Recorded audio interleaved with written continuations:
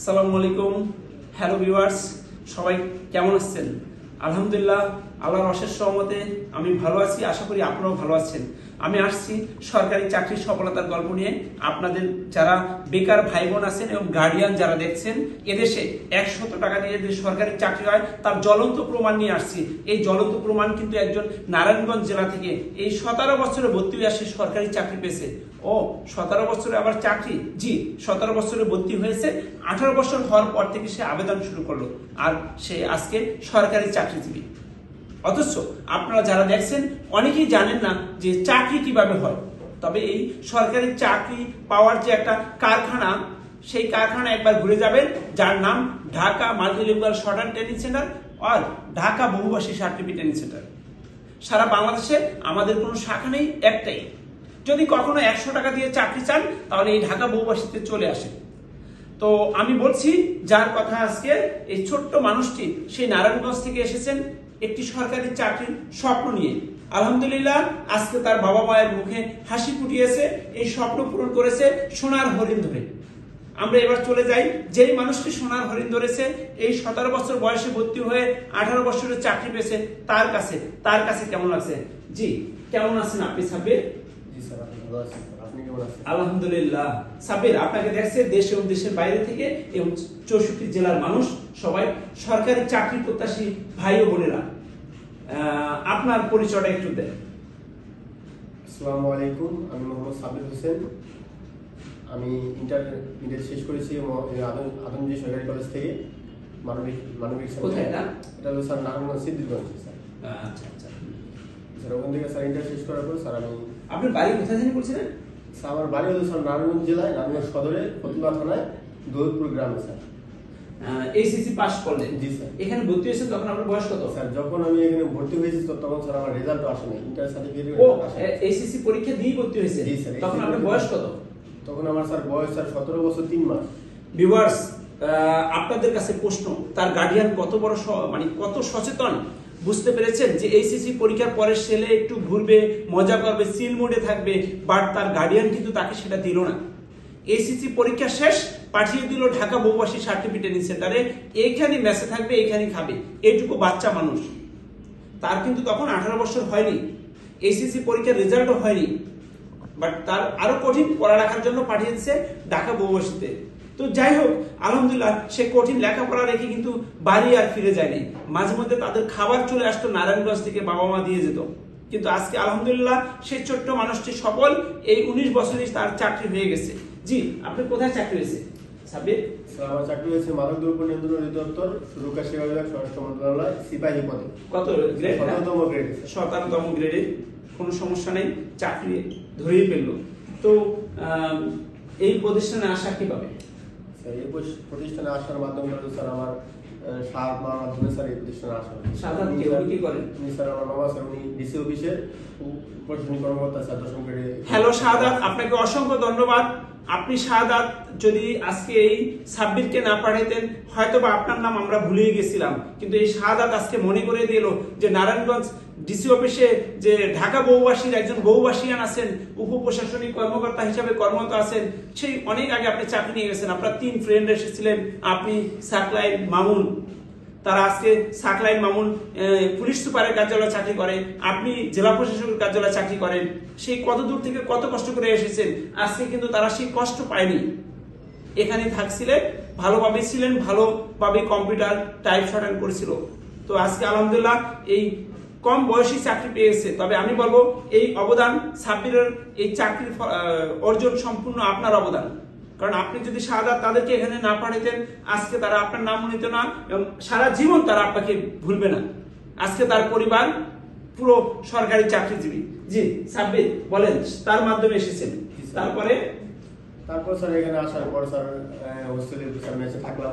তো আপনার তো তখন বয়স হয়নি, তখন যখন হোস্টেলে উঠছেন বা এখানে উঠছেন, কেউ কিছু বলেনি যে আপনি তো 17 বছর? স্যার অনেক কথা বলছি স্যার, যখন হোস্টেলে আসছি তখন স্যার আবেদনের মাধ্যমটা কি স্যার সেটাও আমি বুঝতাম না। আচ্ছা আচ্ছা। তারপর যখন দেখি আবেদন করতে যাই তখন দেখি আমার আবেদন সাবমিট হয় না। আমি মজার বিষয় হলো, সে যে আবেদন করতেছে তার আবেদন সাবমিটই হচ্ছে না, সে জানি না তার 18 বছর হয়নি। এটা অকপটে তার বাস্তব কথাগুলোই সে শেয়ার করছে আপনাদের সাথে। হয়তোবা আপনারা যারা দেখছেন আপনাদের অলরেডি এইচএসসি পাস করেছেন, আপনাদের 18 বছর হয়েছে, কিন্তু আপনারা জানেন না কিভাবে আবেদন করতে হবে। জি প্লিজ সাব্বির। স্যার আমি আসল কথা স্যার পুরোপুরি হতাশ যে আমি এত কষ্ট করে আসলাম, আমার মামা এত টাকা খরচ করে আমাকে এখানে পাঠালো, ওনাদের স্বপ্নটা এখানে কি আমি পুরো হতাশ স্যার। এবার আমি এখানে আরো 8 মাস, আমার 18 বছর হইতে আরো 8-9 মাস এতদিন কি আমি এখানে এভাবেই থাকবো?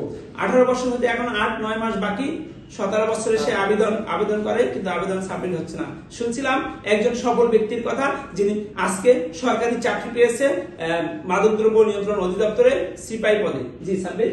জি স্যার, তারপর স্যার যখন আমার ম্যাচের বড় ভাইরা বলছে যে তোমার আবেদন করতে পারো না, কি হয়েছে, তুমি প্রশিক্ষণ নিতে থাকো, যখন তোমার বয়স হবে তখন তুমি আবেদন করো, তোমার প্রথম ভাই তোমার প্রথম চাকরি হয়ে যাবে ইনশাআল্লাহ। ইনশাআল্লাহ। জি সেটাই হলো।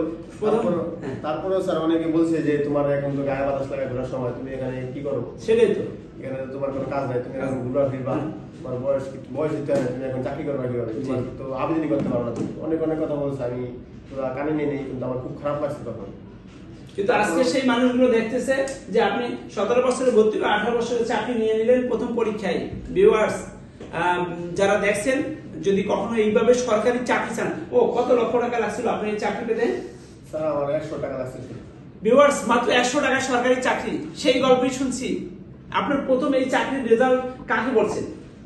স্যার আমি প্রথম চাকরি রেজাল্ট স্যার এটা আমি নিজেও দেখিনি, আমার ভাই বলছে, আমার মামদু ভাই আরাফাত, ও বলছে, ও বললে আমাকে জানাইছে যে তোর চাকরি হয়ে গেছে। আলহামদুলিল্লাহ। পরে দৌড়ায় আমার মামার বাসায় চলে আসছি, দৌড়ায় মামার বাসায় চলে আসা, আম্মু ওখানে ছিল, আম্মু আমাকে বলছে যে তোর বাবা তোর চাকরি হয়ে গেছে। আলহামদুলিল্লাহ। তারপরে আমার অবস্থা কি? তারপর আম্মুকে আমি জড়াই দিয়েছি, আম্মু কান্না করে দিয়েছে। আম্মু বলছে তুই আমার একটা মাত্র সন্তান, তোর আমি অনেক আশা ভরসা করি। তারপরও আমার আম্মু আমার জন্য খুব কষ্ট করেছে ছোটবেলা থেকে, ওনার মাধ্যমে আমি আমার আম্মুর অবদানের মাধ্যমে আমি এখানে এই পর্যন্ত এখানে আসতে পারছি। আমার পড়াশোনার মাধ্যমে সবকিছু আমার আম্মু অনেক সাপোর্ট করছে, বিশেষ করে আমার মামাও আমার সাপোর্ট করছে। আম্মুর একমাত্র সন্তান, আমার কোনো ভাই বোন নেই।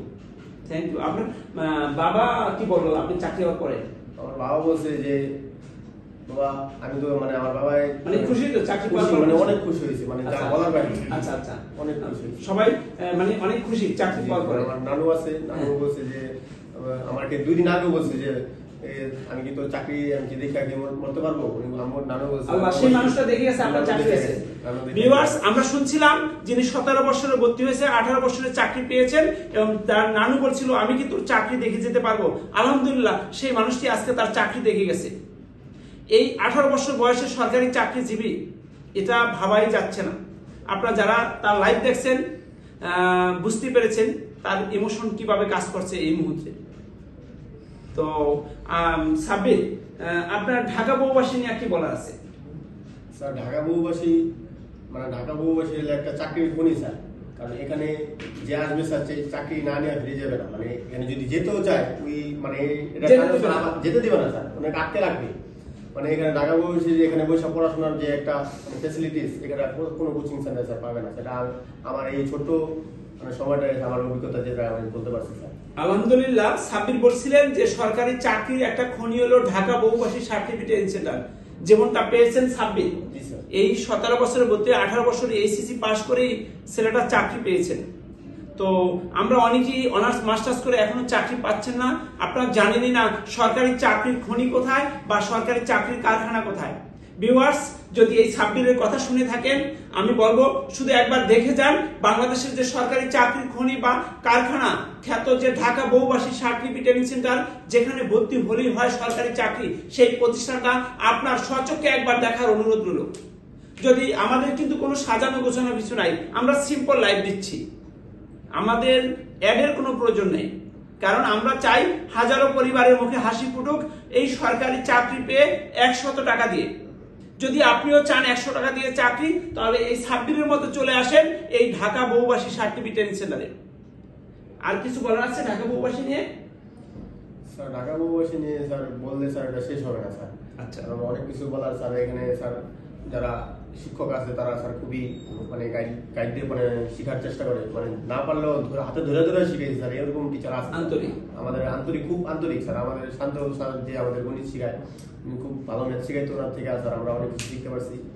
উনি বলছিল যে তোমরা তো এত ছোট বয়সে তোমরা চাকরি পাইলে তো তোমাদের মানে অনেক বড় একটা ব্যাপার, মানে খুব বড় একটা জিনিস, এত ছোট বয়সে যদি কেউ চাকরি নিতে পারে না, যদি তোমরা পাই যাও। আমরা 3 বন্ধু একসাথে আসছিলাম, মানে আমার ভাই আর একটা বন্ধু ছিল, ও পুলিশে চাকরি পেয়েছে, এখন আমরাও চাকরি হয়ে গেছে। ভিউয়ার্স, এখন আবার অক্ষটে আরেকটা কথা বলে ফেললো যে তারা 3 বন্ধু এসেছেন, একজন পেয়েছে পুলিশের চাকরি আর 2 জন পেয়েছে সিপাই পদে মাদকদ্রব্য নিয়ন্ত্রণ অধিদপ্তরে। 3 জনই আজকে সফল এইচএসসি পাশ করে। এরকম এই মুহূর্তটা তাদের হচ্ছে কি বলবো, তারা হচ্ছে এই মুহূর্তে ডান পিটে, তাদের এই ঢাকা বহুবাসীর বেঞ্চে বসার কথা না, বাট তাদের গার্ডিয়ান ছিল অনেক অটল যে এই বেঞ্চ থেকে চাকরি না নিয়ে ফিরে আসা যাবে না বাড়িতে, তাই তারা এই বেঞ্চে বসেছিল।